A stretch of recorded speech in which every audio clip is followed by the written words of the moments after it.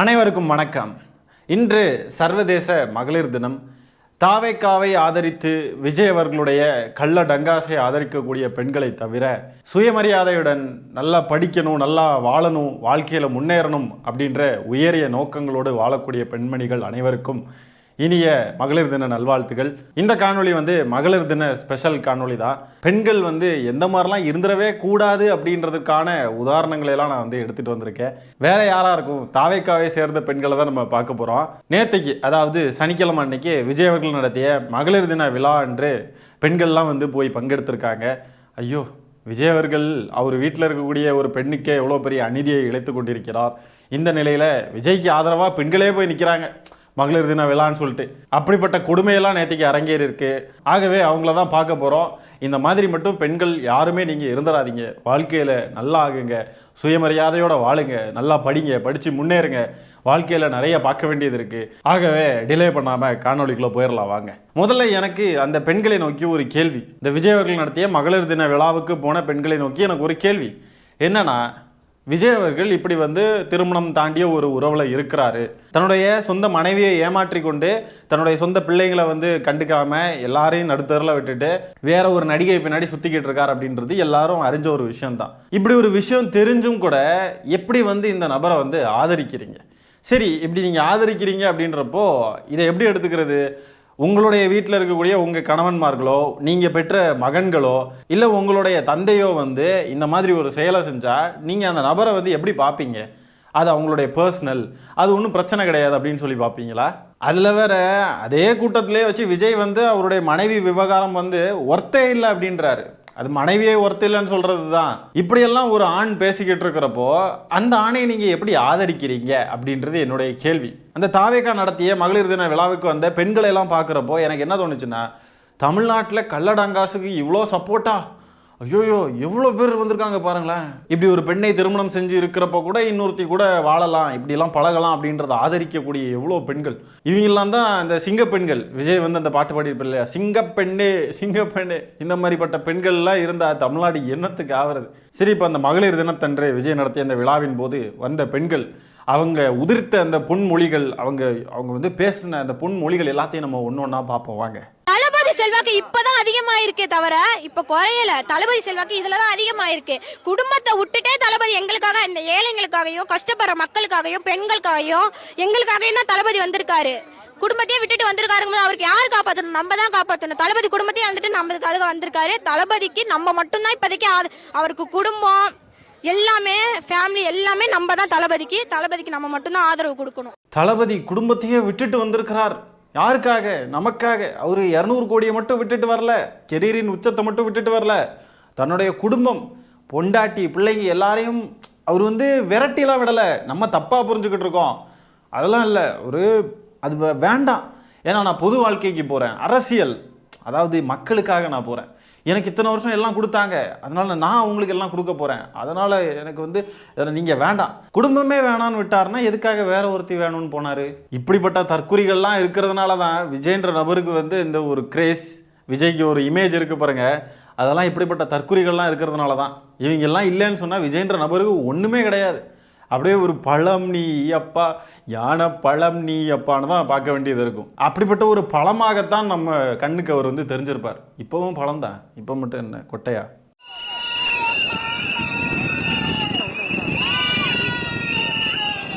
பஸ்ஸில் வைப் பண்ணிக்கிட்டு போகிறாங்க. விஜய் காரு கூடவே வருது, எல்லாம் வைப்பில் போகிறாங்க. இதே மாதிரி அவங்களுடைய மகனோ, கணவரோ, தந்தையோ இந்த மாதிரிப்பட்ட செயல்களெல்லாம் ஈடுபட்டிருந்தாங்கன்னு சொன்னால் இதே மாதிரி அப்படியே விசில் ஊற்றிக்கிட்டு, என் பையன் சாதிச்சு கிழிச்சிட்டா, புருஷன் பாருங்க, என்னையை மட்டும் இல்லை இன்னொருத்தையே வச்சுக்கிட்டு இருந்திருக்கா, எனக்கே தெரியாது, எனக்கு தெரிய வந்ததும் பாருங்க, நான் கொண்டாடுறேன் பாருங்க, வேற லெவல் வா அப்படின்ட்டு கொண்டாடிக்கிட்டு இருப்பாங்க பாருங்க. அவங்கவுங்க பர்சனல் லைஃப்ன்றப்போ அவங்க வேற மாதிரி பிஹேவ் பண்ணுவாங்க, எடு செருப்ப அப்படின்னு நிற்பாங்க. ஆனால் பாருங்க விஜய்ன்றப்போ அதெல்லாம் ஒன்றும் இல்லைங்க, அது சங்கீதா தான் காரணம். எதுக்கு இந்த நேரத்தில் வந்தாங்க? தேர்தல் முடிஞ்சு வந்திருக்கலாம்ல, தேர்தலுக்கு முன்னாடி வந்ததுனால இது திமுக சதி அப்படின்னு சங்கீதா அவர்களை பாயிறானுங்க.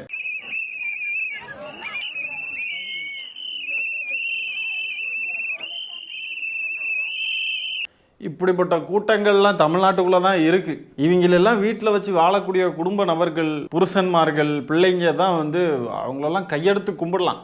அப்பா எப்படிப்பா இப்படிப்பட்ட சைக்கோக்கள் கூட எல்லாம் வாழ்றீங்க?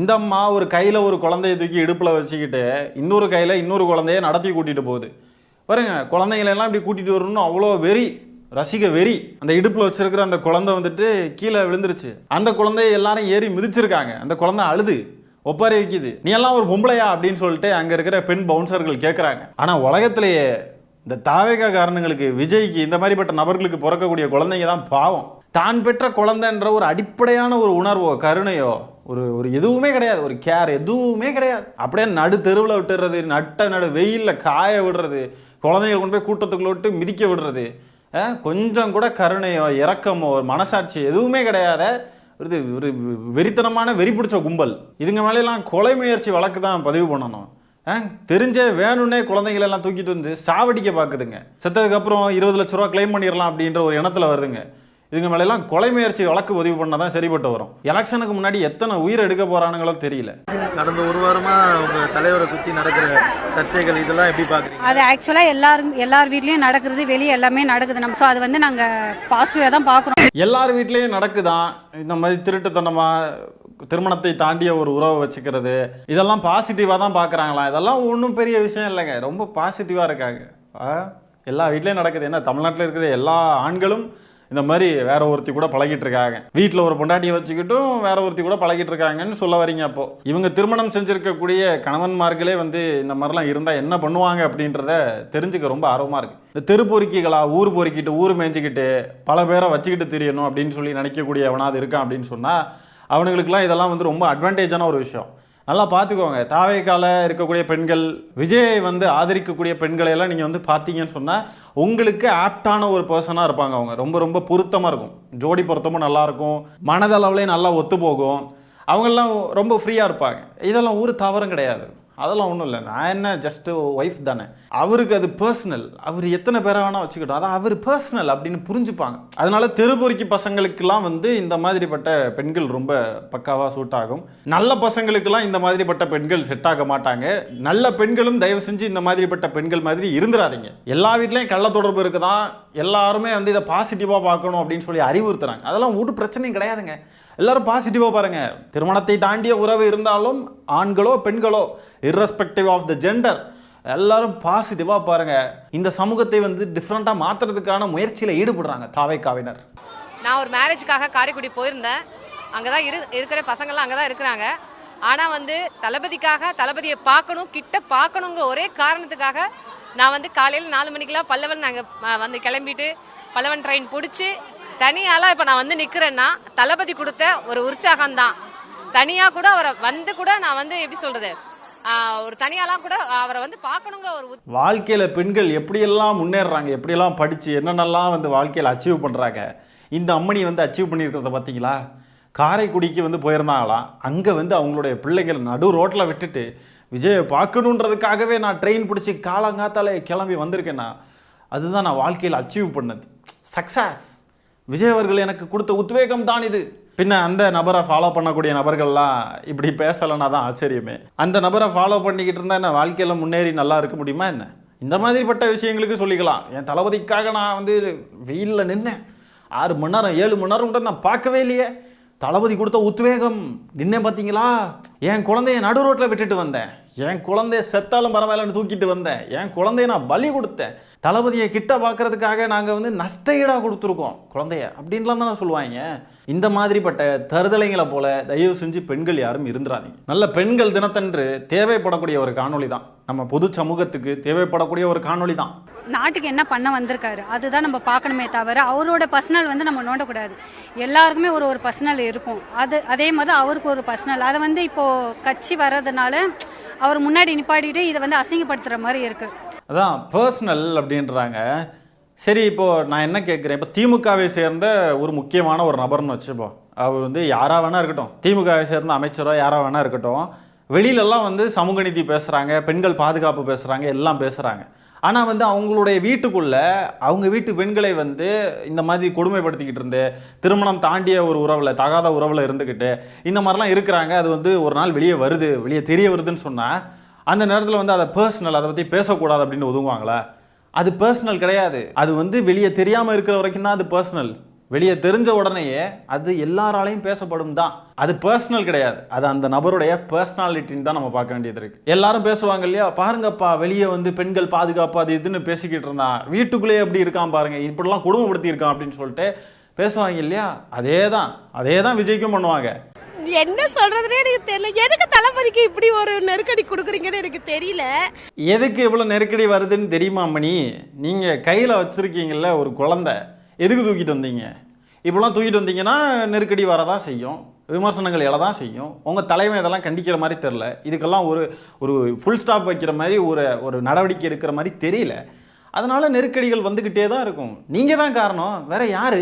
இப்படி வந்து திருட்டுத்தனமாக பொண்டாட்டியை ஏமாற்றிக்கிட்டு வேற ஒருத்தி கூட ஊர் சுற்றிக்கிட்டு வேற ஒருத்தி கூட பழகிட்டு பொண்டாட்டியை வந்து கொடுமைப்படுத்திக்கிட்டு இருந்த ஒருத்தனை வந்து நீங்கள் ஆதரிக்கிறீங்க இல்லையா? இப்படி ஆதரிக்கிறப்போ வரதான் செய்யும், எல்லாம் வரும்.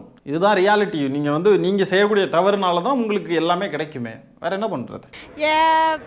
யாரு அதான் சொல்ற போட யாரு இருக்கா, யாரு ஒழுக்கமா இருக்கா சொல்லுங்க. அவங்க 2 பேரும் ஒன்னா இருந்தது நம்ம போய் பார்த்தோமா? என்னோட ஃபர்ஸ்ட் கொஸ்டினே அந்த 2 பேரும் ஒன்னா இருந்தது நம்ம பார்த்தோமா?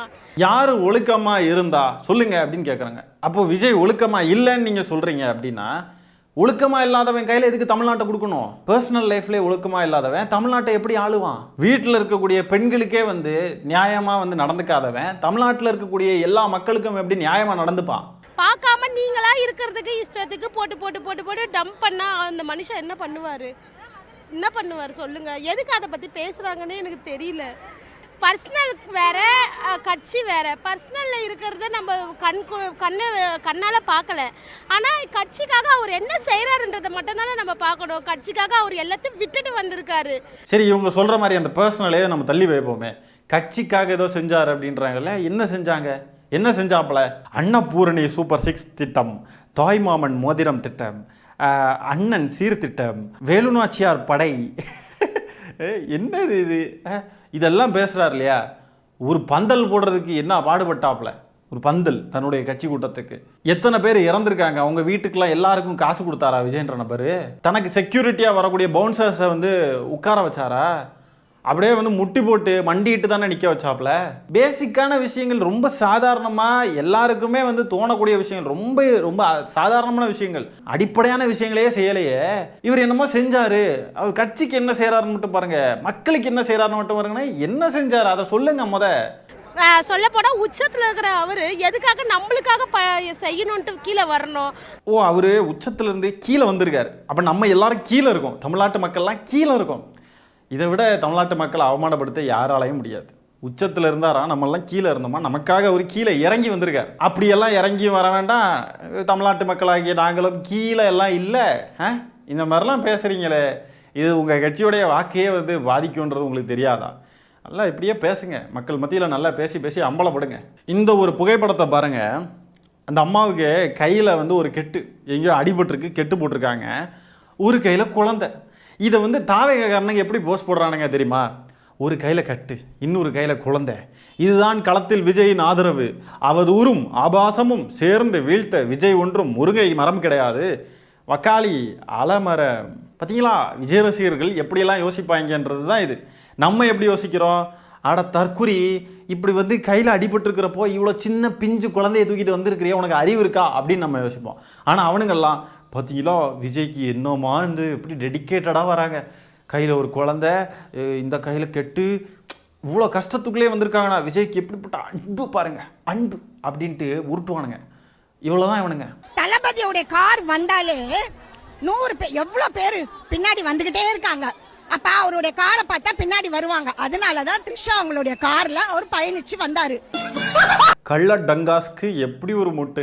அடடடா, இப்படியெல்லாம் யாருமே முட்டு கொடுக்க முடியாது. உண்மையிலே சொல்றேன். இப்படியெல்லாம் ஐயோ இறங்கி அடிமட்ட அளவுக்கு போய் அப்படியே முட்டு ஏத்துறாங்க பாருங்க. அவ்வளோ பெரிய முட்டு.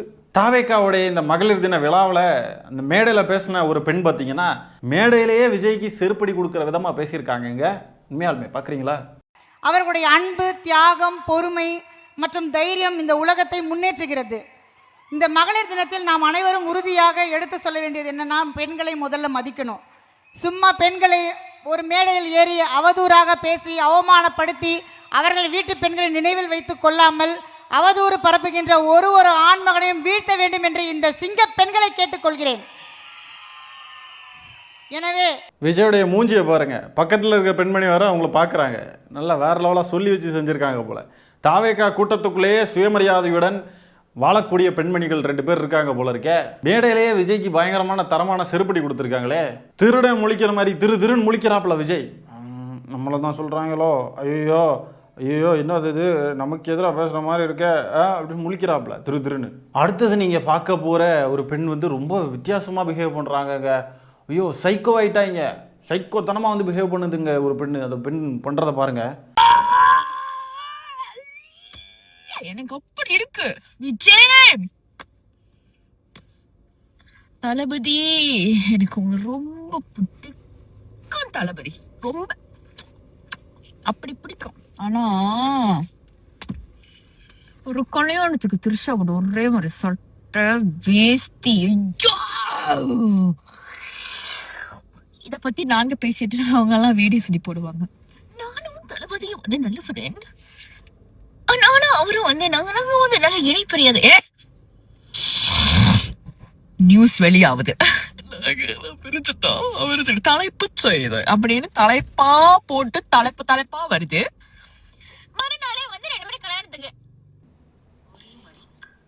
ரொம்ப மோசமான நிலைமையில இருக்காங்க. ஒன்று பைத்தியமாக சுற்றுது, இல்லைனா பைத்தியம் மாதிரி சுற்றுது, இல்லைனா பைத்தியமாகவே சுற்றுது. ஏர்வாடி கீழ்ப்பாக்கம்லாம் பத்தாது, இன்னும் நிறைய மனநல காப்பகங்கள் மனநல மருத்துவமனைகள்லாம் வரணும். விதவிதமாக இருக்காங்க பாருங்களேன். அப்பா, நம்ம அடுத்ததாக பார்க்க போகிற காணொளி பார்த்தீங்கன்னா இந்த பெண்மணி ரொம்ப உருப்படியாக பேசியிருக்காங்க. இது வரைக்கும் பார்த்த பெண்மணிகள் மாதிரி கிடையாது. To everyone who is supporting Vijay, let me ask you one question. What if the roles are reversed? What if Vijay wanted to divorce Sangeeta because Sangeeta was cheating on him? What if Sangeeta goes to a wedding wearing matching outfit with the same guy she was rumored cheating Vijay with? Will you still be saying there's 2 sides to a coin, you don't know the entire story, blah blah blah? Or will you immediately start character assassinating the women? அவங்க என்ன கேட்குறாங்க அப்படின்னு பார்த்தீங்கன்னா, விஜயை ஆதரிக்கக்கூடிய எல்லாரையும் நான் வந்து உங்களை பார்த்து ஒரு கேள்வி கேட்குறேன். இப்போ இந்த ரோல்ஸை வந்து ரிவர்ஸ் பண்ணி பாருங்கள். இப்போ விஜய் அவர்கள் இருக்கக்கூடிய இடத்துல சங்கீதா அவர்களையும், சங்கீதா அவர்கள் இருக்கக்கூடிய இடத்துல விஜய் அவர்களையும் வச்சு பாருங்கள். இப்போ சங்கீதா அவர்கள் விஜய் இது மாதிரி சீட் பண்ணிக்கிட்டு இருந்தாங்க அப்படின்னு சொன்னால், அதே மாதிரி வேற ஒரு நபர் கூட, வேற ஒரு ஆண் கூட வந்து இந்த மாதிரி ஃபோட்டோஸ்லாம் போட்டுக்கிட்டு இருந்தாங்கன்னு சொன்னால், இதே மாதிரி தான் எல்லாருமே அமைதியாக இருப்பாங்களா? அந்த பெண்ணை இந்நேரத்துக்கு என்ன மாதிரியெல்லாம் வந்து வசப்பாடி என்னென்ன பாடுபடுத்தியிருப்பாங்க அப்படின்னு சொல்லிட்டு ரொம்ப ரொம்ப கரெக்டான ஒரு கேள்வி கேட்குறாங்க. விஜய் சீட் பண்ணாலும் சங்கீதா அவர்களை தான் அப்யூஸ் பண்ணுறானுங்க இந்த வெர்ச்சுவல் வாரியர்ஸ். சங்கீதா அவர்கள் இந்த வேலையை பார்த்துருந்தாங்க, இதே மாதிரி விஜய் பண்ண மாதிரியே பண்ணியிருந்தாங்கன்னு சொன்னாலும் அப்பவும் அந்த அம்மா தான் அப்யூஸ் பண்ணியிருப்பானுங்க. இவனுங்களெல்லாம் என்னங்க செய்கிறது? ஆக மொத்தம் என்னன்னாலும் விஜய் தான் எங்களுக்கு. விஜய் தப்பு செஞ்சாரோ சரியாக இருக்காரோ அவர் எப்படி இருக்காரோ அதெல்லாம் இல்லை, விஜய் தான் அப்படின்னு இருக்கானுங்க. தாவேக்காவை சேர்ந்த பெண்களும் இதே மாதிரி இருக்காங்கன்றதான் கொடுமையே. இன்னொரு பெண்ணுக்கு அநீதி இழைக்கிறார் தன்னுடைய கட்சி தலைவர் அப்படின்னா முதல்ல தட்டி கேட்க வேண்டியதே அவங்க தான். ஆனால் அவங்க தான் ஆறுதலாக இருக்காங்க. இன்னொரு பெண்ணுக்கு வந்து அந்த பெண்களே அநீதி இழைக்கிறாங்க. தலைவன் வந்து அந்த பெண்ணுக்கு அநீதி இழைச்சது ஒரு பக்கம் இருந்தாலும் இவங்களும் கூட சேர்ந்துக்கிட்டு மீண்டும் மீண்டும் அந்த பெண்ணுக்கு அநீதி இழைச்சிக்கிட்டே இருக்காங்க. விஜய் தான் எங்களுக்கு, விஜய் வந்து எப்படி அவர் பர்சனல் அது அப்படி இப்படின்னு சொல்லி முட்டு கொடுக்குறதின் மூலியமா. ஆகவே இந்த காணொலியில் நம்ம பார்த்த இந்த பெண்களை மாதிரி யாருமே தயவு செஞ்சு இருந்துடாதீங்க. மீண்டும் ஒரு முறை அனைத்து பெண்களுக்கும் இனிய மகளிர் தின நல்வாழ்த்துக்களை கூறி இந்த காணொலியை நான் நிறைவு செய்து கொள்கிறேன். நன்றி, வணக்கம்.